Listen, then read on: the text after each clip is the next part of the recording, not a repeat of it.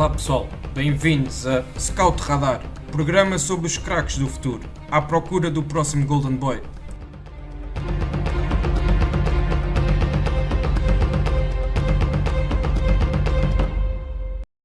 Olá a todos e sejam bem-vindos ao Scout Radar, o podcast da ProScout, onde falamos dos talentos nacionais e internacionais. Antes de mais, gostaria de desejar um bom ano a todos. Espero que seja um 2022 com muita saúde e muitos sucessos para quem nos ouve. E para começarmos aqui bem o ano, vamos fazer um balanço do 2021 de alguns jovens portugueses, aqui como complemento a um artigo que saiu recentemente no nosso site, em que projetamos o que poderá ser o 2022 de alguns jogadores que poderão dar o salto neste ano que agora começa. E, portanto, este complemento do balanço de 2021 de alguns jovens que já estão um bocadinho mais estabelecidos. Apesar de haver ainda aqui o overlap de um jogador que está na lista desse artigo e também aqui no podcast de hoje. Como convidado tenho o Rodrigo Carvalho, também um nome habitual para quem segue a ProScout. Rodrigo, queria também começar por desejar-te um bom ano 2022 para ti e agradecer a tua disponibilidade para poderes participar aqui neste episódio comigo. Obrigado, David. Um bom ano para ti também, um bom ano para quem nos ouve. É um prazer estar aqui a começar mais um ano da melhor maneira aqui no Scout Radar e vamos apresentar aqui nomes que não sendo desconhecidos, são nomes muito, muito promissores do nosso futebol. Exatamente. Portanto, aqui só para definir um bocadinho e explicar um bocadinho os critérios de escolha, isto foram escolhidos jogadores sub-21 portugueses que por uma razão ou outra tiveram aqui um 2021 bastante forte e que merecem aqui o nosso destaque e, portanto, vamos falar aqui um bocadinho também do ano de cada um deles. Para começar, vamos falar em 4 jovens do Futebol Clube do Porto. Acabam por ser os 4 aqui dentro do mesmo cesto, digamos assim, porque foram sempre jogadores que jogaram juntos em todos os escalões e depois acabaram também com aquela equipa que ganhou a Youth League, aquela famosa geração do Porto que ganhou a Youth League. Estou a falar do Diogo Costa, do João Mário, Fábio Vieira e do Vitinha, 4 jovens que tiveram anos diferentes, entraram na equipa do Porto em momentos diferentes, mas que são jovens com muito valor e que também sei que aqui o Rodrigo gosta bastante deles. Portanto, podemos começar pelo Diogo Costa. Rodrigo, o que é que podes aqui dar de balanço deste ano 2021 do Diogo? Bem, para começar em grande, acho que é um ano em que o Diogo se assume como o futuro guarda-redes da nossa seleção. Esteve muito bem nos últimos 2 anos quando foi chamado. Aqui ou ali teve alguns erros e esses erros são importantes para melhorar na equipa do Porto quando ainda não era titular. Eu acho que desde que assumiu a titularidade agora, depois do verão, tem sido mesmo muito importante para o Porto.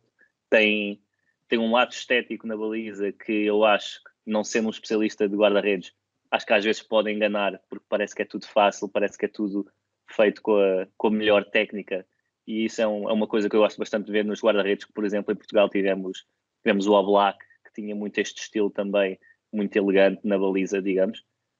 Mas depois, olhando para características específicas do Diogo, o jogo de pés, principalmente os lançamentos com a bola na mão, mas com o pé, acho que são fantásticos e no último clássico podemos ver vários exemplos disso, a lançar jogadas muito perigosas. A sair da baliza está muito confortável, tanto em cruzamentos como com os pés, e tem sido uma experiência muito boa para um guarda-redes que ainda é jovem, que sabia que podia chegar a este nível e que tinha mais do que qualidade para chegar a este nível e até mais longe, eu diria, e que estava só à espera de uma oportunidade. Não acho que tenha chegado tarde, acho que foi importante para o seu processo, e isto eu provavelmente hei de repetir muitas vezes ao longo do episódio. É importante para o seu processo evolutivo estar no banco, aprender com a equipa principal, tendo ele muitos jogos na equipa B, e depois estava preparado para assumir e não deu hipótese, e tem sido muito bom ver esta época 2021-2022, onde tem sido o titular de Sérgio Conceição. Sim, falaste da equipa B, ele, por exemplo, tem 51 jogos de segunda liga, o que já é praticamente Exatamente. duas épocas, não é? Praticamente E duas costuma-se épocas falar muito costuma-se falar muito dos tais 50 jogos, não é uma regra, obviamente, mas que 50 jogos na equipa B normalmente preparam um jogador para o patamar acima, e ele é um bom exemplo disso. Sim, exatamente, e foi tal como tu disseste, acabou por surgir na equipa por causa de uma infelicidade do Marquezine, que acabou por se lesionar, e o Diogo foi chamado, subiu e não deu hipótese mais ao Marquezine, e o papel inverteu-se. O Diogo, que era utilizado mais em contexto de taças pronto, tanto Taça da Liga como Taça de Portugal, e agora inverteu-se o papel e é o Marquezine que está a ser usado mais nesse papel. Sem dúvida, e vou finalizar só sobre o Diogo. Eu Sim, dei sim. o exemplo do Oblak, nem acho que sejam muito parecidos como guarda-redes, pelo menos hoje em dia. Acho que quando o Oblak era da idade dele, até tem ali algumas parecenças. Mas também foi assim, aproveitou a oportunidade, estava no banco, já tinha tido experiência, neste caso de Primeira Liga e não de tanta de segunda na altura.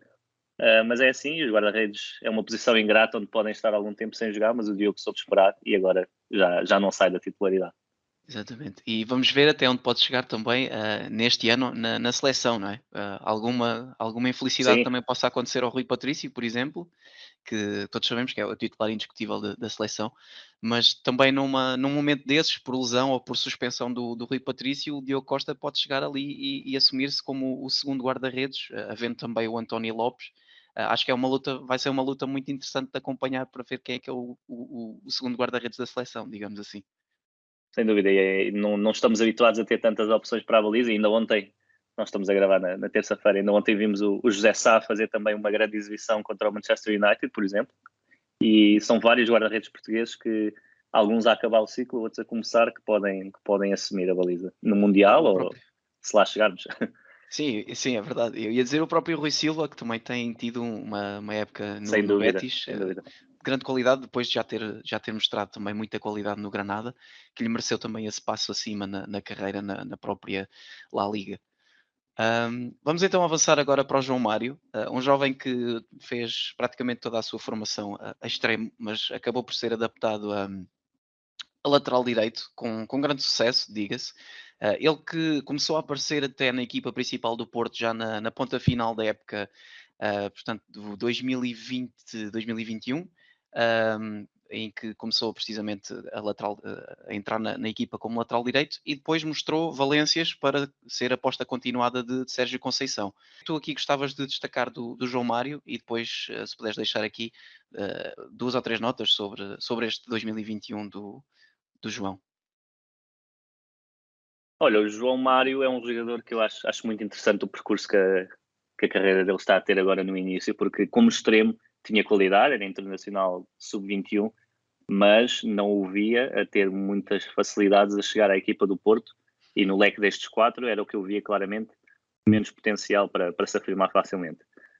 Agora, a questão da polivalência e mudar de posição para lateral, e a verdade é que tem assumido ali na lateral direita uma posição que havia debilidades no Porto e tem assumido bem quando é chamado. Tem alguns problemas defensivos, como é óbvio, está a aprender enquanto joga ao mais alto nível, mas ofensivamente é uma solução boa, barata, permite ao Porto não ir ao mercado, pode ainda render algum dinheiro caso se afirme ainda mais e seja consistente na sua posição a este nível, e é uma aposta do Porto que tem dado resultados e é algo que eu gosto bastante na utilização da formação, que é, caso haja jogadores que possam cumprir, não acho o João Mário o melhor lateral direito da liga, mas caso possa cumprir e possa evoluir, acho sempre melhor do que ir buscar alguém fora que possa ser alguma incerteza para o plantel, e ele tem mostrado essa qualidade, principalmente com bola, e ele é rápido, tem boa técnica, até cruza bem com os dois pés, no cruzamento tem-se destacado bastante, e depois sabe movimentar-se também lá para zonas interiores quando tem um extremo aberto do seu lado. Normalmente o seu lado é ele que faz a ala inteira, porque é o Otávio que joga mais ali no lado direito, mas caso apanhe um extremo do seu lado também consegue jogar mais em zonas centrais, e tem-se mostrado um lateral interessante e para acompanhar, e acho que o seu 2021 é muito positivo, e espero que esta lesão, eu não acompanhei, mas espero que não seja muito grave a lesão que teve no Clássico. Ok, avançando para o outro jogador do Porto, como dissemos no início, trazemos aqui 4 jogadores da equipa é o Fábio Vieira, um jogador que também se começou a assumir cada vez mais como uma das grandes apostas de Sérgio Conceição neste plantel do Porto e que tem sido um jogador que também tem contribuído bastante em termos de golos e de rendimento, não tanto em golos, mas com assistências.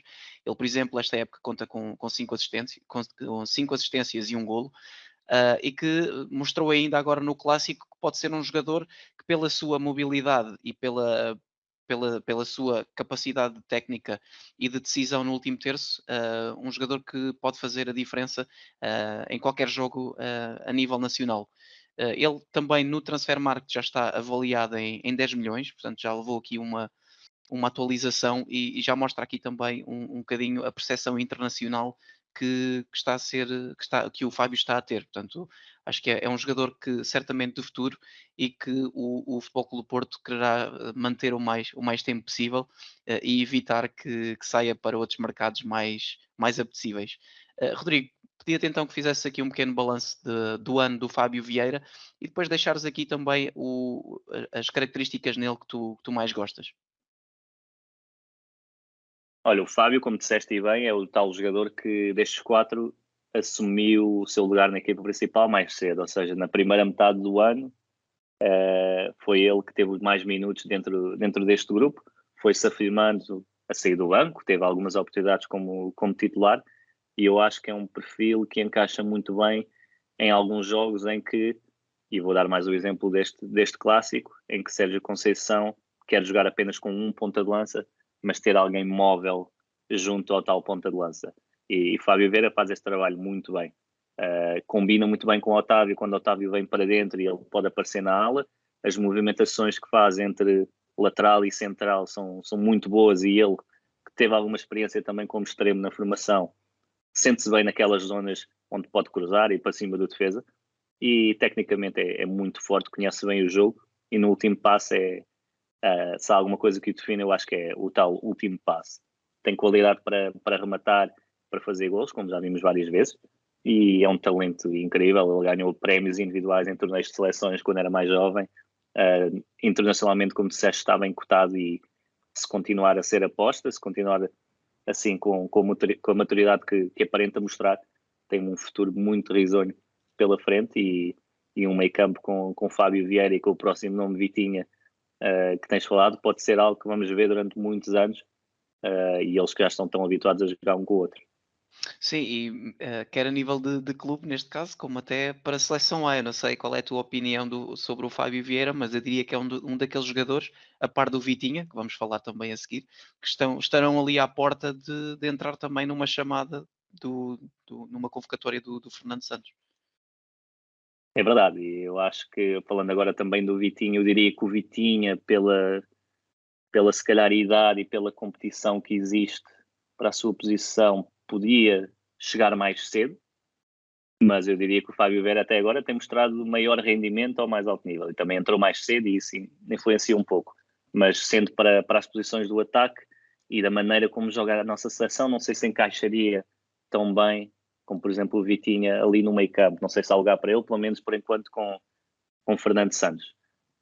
Caso a seleção jogasse de outra forma, tivesse outro treinador, o que também pode acontecer brevemente, aí sim, claro, são 2 jovens. Aliás, são 3 jovens e João Mário nunca se sabe, mas há mais concorrência para ali e de mais alto nível. São os 3, Diogo Costa, Fábio Vieira e Vitinha, jogadores que podemos ver na seleção muito em breve. Sim, e fazendo então a ponto para o Vitinha, que já referenciámos aqui o seu nome 2 ou 3 vezes, o Vitinha que começou 2021 fora, não é? Ele estava emprestado ao Wolves desde o início da época de 2020-2021. Havia aquela cláusula de compra de, salvo erro, 20 milhões. Houve sempre a dúvida caso o Wolves ia comprar o jogador ou não, acabou por não exercer a cláusula e ele voltou ao plantel do Porto e apesar de não ter sido logo aposta do início da época, jogaram ali, por exemplo, até o Bruno Costa, por exemplo, também foi um jogador que passou por ali, mas agora tem-se assumido cada vez mais como protagonista nesta versão 2021-2022 do Porto de Sérgio Conceição. Um, também já falámos várias vezes do Vitinha neste espaço, tivemos também já vários artigos a falar sobre ele no nosso site, mas Rodrigo, acho que a tua opinião pessoal ainda não foi ouvida publicamente, digamos, aqui quer em artigo, quer em podcast, portanto perguntava-te qual é que é a tua opinião do Vitinha e depois fazeres também, como até agora temos feito, o balanço dele deste 2021. Assim, o Vitinha, o potencial dele é tremendo e é o maior desta lista, eu diria. Aquilo que ele pode atingir no futebol está ao nível de muito poucos jogadores. Agora, a questão, e falaste que demorou algum tempo até se afirmar na equipa principal do Porto, é que os jogadores têm que saber adaptar-se a todos os contextos. E a verdade é que o Porto nem sempre foi o contexto ideal para o Vitinha, é verdade. E isto não é só culpa da maneira de jogar do Porto ou do treinador do Porto, como se ouviu muitas vezes, é também necessário um jogador jovem perceber que há coisas que os treinadores não abdicam e essa capacidade sem bola, tal intensidade, isto é uma definição de Sérgio Conceição, que na altura eu acho que visava o Fábio Vieira e o Vitinha quando deu uma entrevista, que acho que uma vez ele lhes disse que intensidade não é só correr atrás da bola, não é só o momento sem bola, é também fazer um passo longo e não ficar a apreciar o próprio passe, mas sim movimentar-se para a zona da bola imediatamente. E isto às vezes para quem sai da formação não é fácil ter logo estes hábitos imediatamente no escalão sénior e nota-se a diferença porque depois parece que a equipa está com menos jogadores em certas zonas do que deveria. E isto é coisa que o Otávio, Sérgio Oliveira estão muito habituados e ganhavam alguma vantagem à partida para essa tal intensidade que é necessária no modelo do Porto. Hoje em dia, diria que o modelo também se adaptou um pouco às características de outros jogadores. Vitinha está a ganhar muito destaque e tem sido fantásticos os últimos 2 meses do Vitinha no meio-campo do Porto. E mais uma vez faz parte do processo de evolução.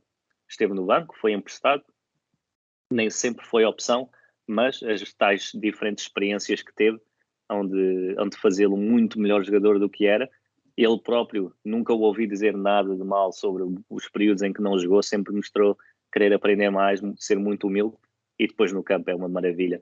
Faz lembrar um misto, eu diria, de João Moutinho e Bernardo Silva às vezes e tecnicamente é muito bom, gosta muito de ter a bola, de pautar o jogo em espaços curtos, mas depois também sai facilmente no drible, chega bem até às zonas da entrada da área e tem sido muito bom acompanhá-lo e eu acho que tem tudo para dominar uma era no meio-campo português, no meio-campo da seleção e temos tantos médios com qualidade, mas Vitinha traz ainda mais qualidade para se jogar e tem ali muito de médio português dos anos 2090 nos seus pés.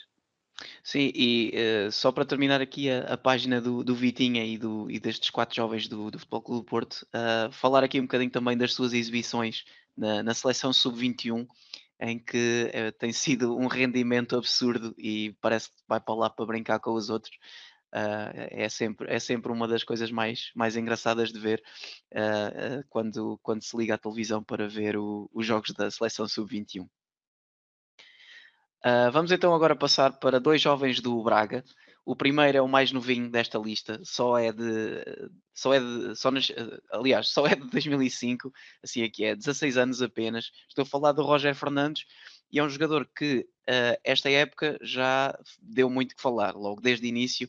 Na pré-época, ele foi chamado pelo Carlos Carvalhal, fez a pré-época com a equipa toda, a pré-época toda com a equipa principal, e depois acabou por naturalmente também descer alguns jogos à equipa de sub-23 e tem agora voltado nestes últimos jogos da temporada a aparecer nas fichas de jogo da equipa principal e até a estrear-se já a marcar e até a bizar e acaba por bater mesmo o recorde de jogador mais novo a marcar na Liga Portuguesa. Rodrigo, queria-te então perguntar qual é que é a tua opinião do Roger, deixares aí 2 ou 3 notas sobre as suas principais qualidades. Sim, David. O Roger é um menino, 2005. Acho que é o jogador mais jovem que eu alguma vez vi e analisei e tive que falar sobre ele. E, portanto, acho que vou ter algum cuidado porque é muito bom termos um jovem deste já a este nível. É muito bom para ele mas a verdade é que ele ainda está num período de desenvolvimento muito grande, ainda vai mudar tanto fisicamente como mesmo a maneira de jogar ainda vai mudar muito nos próximos anos, e estar já a este nível não quer dizer nada quanto à sua carreira como jogador profissional, diria eu, mas espero que o Roger me engane e que já não saia deste patamar. A verdade é que tem sido uma aposta intermitente, mas uma aposta neste miúdo. O Carlos Carvalhal não tem medo de apostar no miúdo que um dia na pré-época lhe disse que já sabia o que é que tinha que fazer porque via os vídeos do Galeno, que era o jogador que jogava na sua posição, e que esta história que foi partilhada pelo próprio treinador, e acho que é muito engraçado e mostra também a vontade do jovem aprender ao mais alto nível e aprender com os seus exemplos diretos. Ele não foi ver jogos, não foi ver vídeos do Grealish, não foi ver vídeos do Bernardo Silva, foi ver do Galeno para depois poder entrar na equipa e brilhar. E é um jovem muito rápido, gosta de ir no 1 contra 1, tem um pé esquerdo muito bom, e depois aparece ali em zonas de finalização muito bem. Ele nota-se sempre que é um menino quando joga, não assume tanto como outros, mas não tem vergonha de ter a bola. Tecnicamente ele tanto pode jogar e dribla, pode jogar tanto na ala, mas ali no Braga os alas jogam um pouco atrás do avançado, mas também, caso fosse um 4-2-3-1, por exemplo, eu acho que poderia jogar atrás do avançado. Ainda tenho que ver mais deste menino. Já viu há pouco tempo no Sub-23 também, e aí assume mais com bola do que na equipa principal, como é óbvio. Mas é um bom exemplo do Braga a dar algumas oportunidades. Tem que ser lançado aos poucos, com calma, e tem uma história ainda muito grande por contar, e os próximos anos vão ser muito interessantes, mas acho que 2021 é um ano inesquecível para ele. Exatamente. E também há de ser um ano inesquecível para o Vitinha do Braga. Já falámos do Vitinha do Porto, mas agora um ponta de lança goleador. Ele já tem 10 golos pela equipa principal. Tem sido também uma das principais revelações desde que começou a ser aposta. O Braga, que teve ali algumas dificuldades em encontrar o goleador para esta época, passou por lá o Abel, passou por lá o Mário Gonzalez, mas na verdade quem tem mostrado rendimento é o miúdo de 21 anos, da geração de 2000, que subiu da equipa B. Rodrigo, gostaria que tu me falasses aqui um bocadinho do Vitinha, deixares aqui as principais características que tu mais aprecias no seu estilo de jogo, e depois também falares aqui um bocadinho do que é que poderá ser o resto da época do Vitinha. O Vitinha é um caso muito interessante, este Vitinha do Braga. Ele no juvenis jogava na segunda distrital do Braga, jogava no Águias Alvite. É um caso pouco comum nas equipas grandes, não há grande aposta na formação, principalmente a partir do sub-19. Não é normal irem buscar jogadores à distrital, mas há muito talento por aí espalhado, e o Vítor é um belo exemplo disso. Ele tem estado muito bem, estreou-se recentemente a marcar um hat-trick na Primeira Liga. Parece coisa fácil para um miúdo que está no seu primeiro ano. Ele tem 21 anos já, não é dos mais jovens da Liga, mas aos 21 anos, no seu primeiro ano a aparecer regularmente com a equipa principal, ele que fez 2 jogos ainda no ano passado, tem estado bem, e mostra que é aquele caso do João Mário que eu falava, que é o Braga, e claro que muitas vezes não sabem até que ponto os jogadores podem chegar e que rendimento podem ter logo à partida, mas o Braga, se soubesse que tinha Vitinha a este nível, se calhar não tinha ido buscar outros avançados no mercado. E agora, sabendo que tem um jogador da casa, um jogador jovem português que irá ser aposta, ele está muito, muito, muito importante na equipa principal, e Carvalhal tem sabido utilizar as suas forças, e força é o que o define. É forte fisicamente, muito inteligente, é um avançado moderno que faz um pouco de tudo com a bola, não é excelente, mas tecnicamente consegue resolver ali em zonas de finalização e arranja sempre maneira de rematar com algum espaço, e tem sido muito bom acompanhar. É um finalizador nato, e está a deixar a sua marca já na nossa liga, na equipa principal do Braga, e acho que é quando nos queixamos sempre que não existem, que faltam sempre avançados portugueses. Acho que é um bom exemplo de um avançado que não é nada típico do nosso futebol, e que normalmente eu diria que este tipo de avançados ficam-se pela formação porque parece que só se destacam pela vertente física, mas o Vitinha mostra que tem aqui muito para explodir e é um belo jogador para acompanhar e acho que até ao momento e principalmente nos últimos jogos tem ganho ali muito espaço na equipa principal do Braga.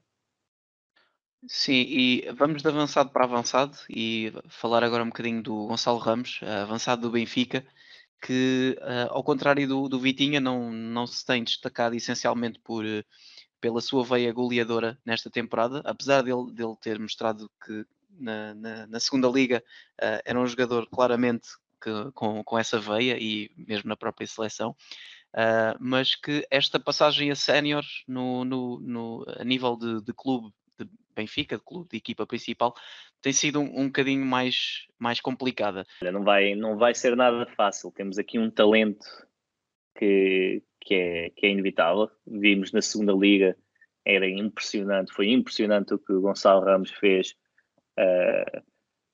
este ano no início da segunda liga.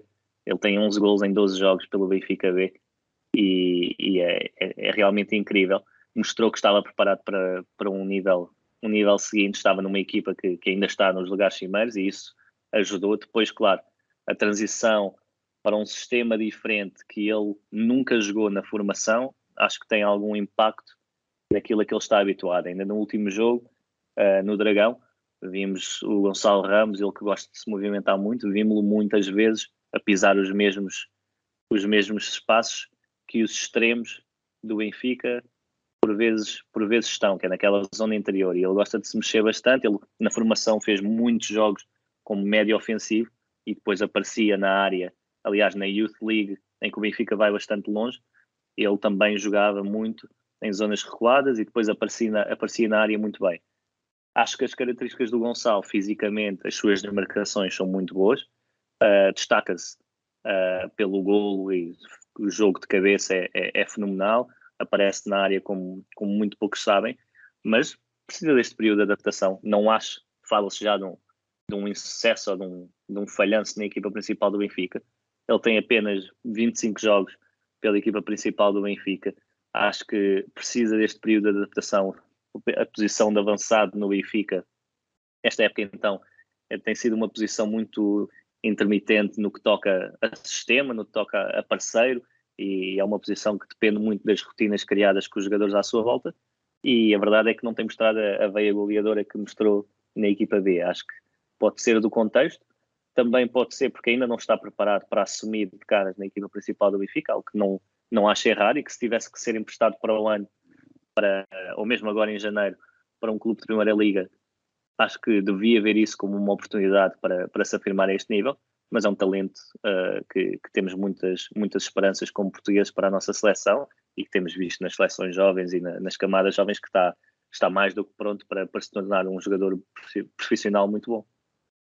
Sim, e por falar em jogadores para chegar à seleção, ainda por cima este numa posição que nós em Portugal costumamos ter sempre bastante poucas opções, é o Gonçalo Inácio, um jogador que também a nível de seleção não tem assim grande historial, ele só até chegou à seleção de sub-21 nestas últimas convocatórias, um jogador que até assumiu-se no Sporting bastante cedo na sua carreira e portanto, era agora a oportunidade para falarmos aqui também um bocadinho do Gonçalo Inácio neste tempo que nos resta, sobre as suas características e depois falares aqui também o balanço de um 2021 que para ele também há de ter sido fantástico, tendo sido uma das maiores revelações da liga passada e continua a sê-lo, na continuação de 21, de 22 e depois com a coroação do título de campeão nacional.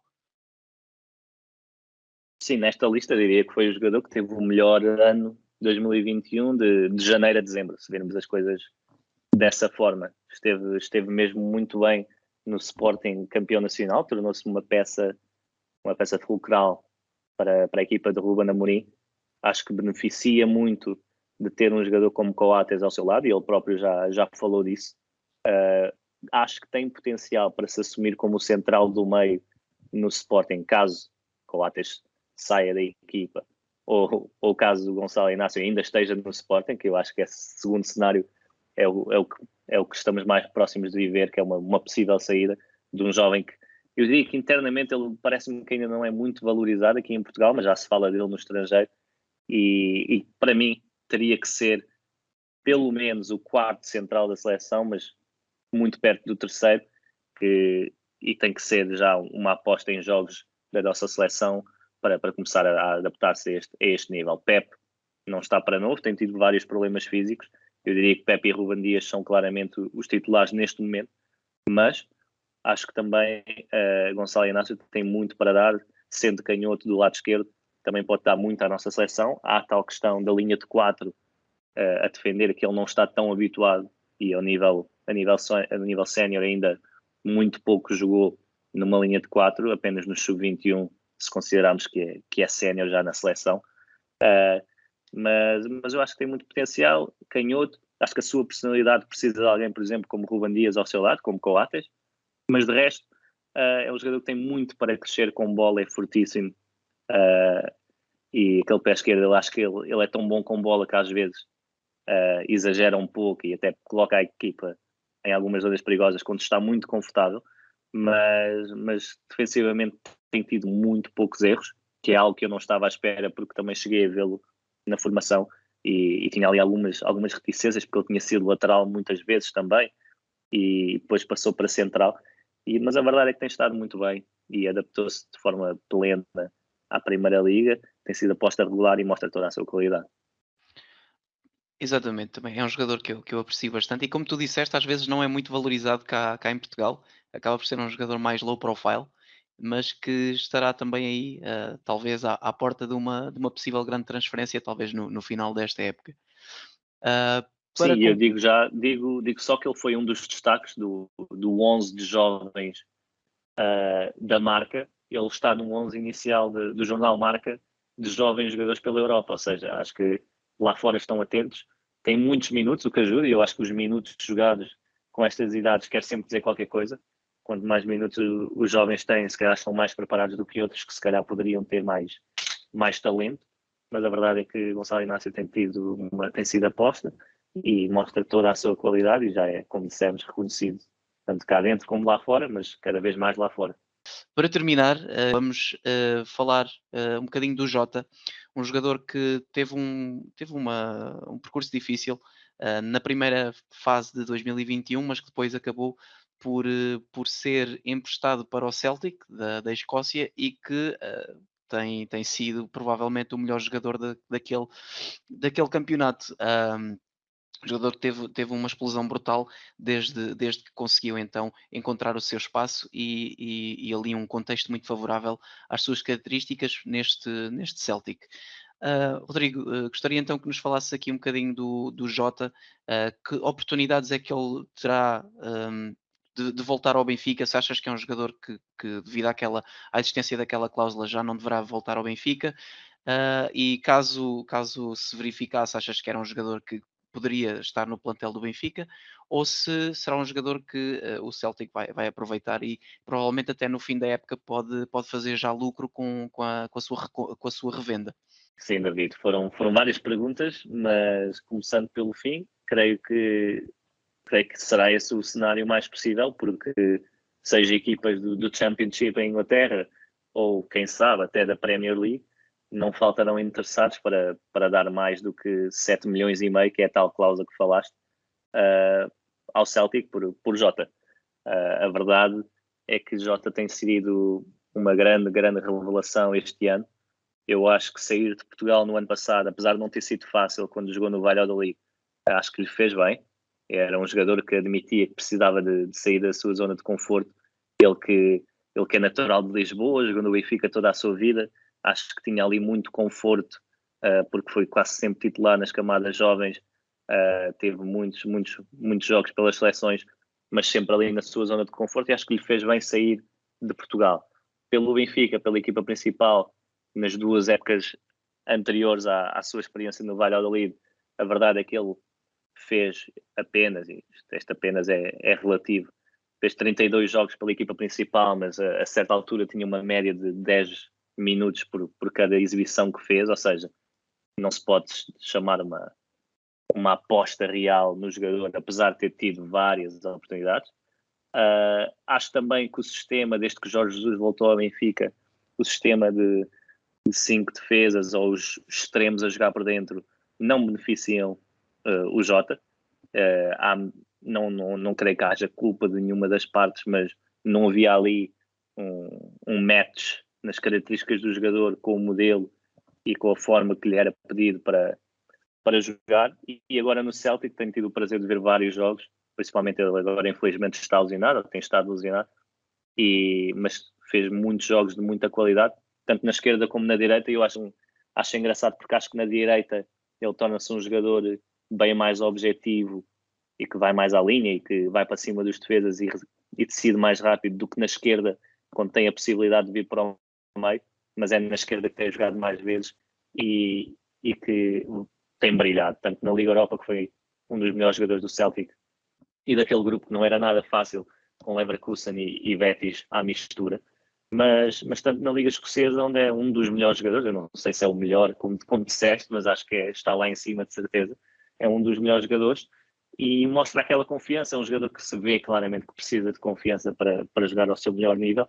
e depois, tanto como assistência da quantidade de jogadas que cria para dar aos colegas, mas depois também está a melhorar bastante o seu remate à entrada da área. E nós sabemos daquele europeu sub-19 que o Jota tem muita qualidade para finalizar.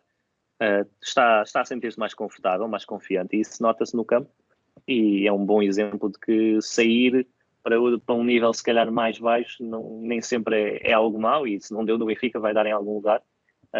Mas acho que sim. Para a última pergunta, uma das que me fizeste, tinha lugar no plantel do Benfica, poderia ser uma opção mais barata, um jogador que é claramente adepto do clube, como é o Vitinha do Porto e o Fábio Vieira do Porto, são adeptos dos clubes onde jogam, e poderia ser uma boa aposta caso haja esse entendimento e caso possa jogar da maneira que lhe é mais confortável, ou então teria que se adaptar demasiado, e não sei se nem todos os jogadores têm essa capacidade, e o Jota mostrou que nem sempre tinha essa capacidade quando foi a aposta do Benfica.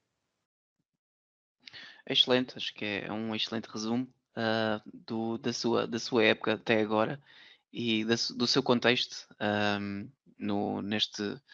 neste fim de 2021, início de 2022. Acabamos assim também o nosso episódio com esta descrição do Jota e com este balanço sobre o que foi o seu ano. Rodrigo, resta-me agradecer a tua presença mais uma vez, e os teus inputs aqui que nos aqui ajudaram a perceber melhor o 2021 de cada um destes jovens, e também fizemos até aqui a projeção de alguns, em alguns dos jovens, daquilo que poderá ser o seu 2022. Despedir-me então com um abraço a todos e até uma próxima.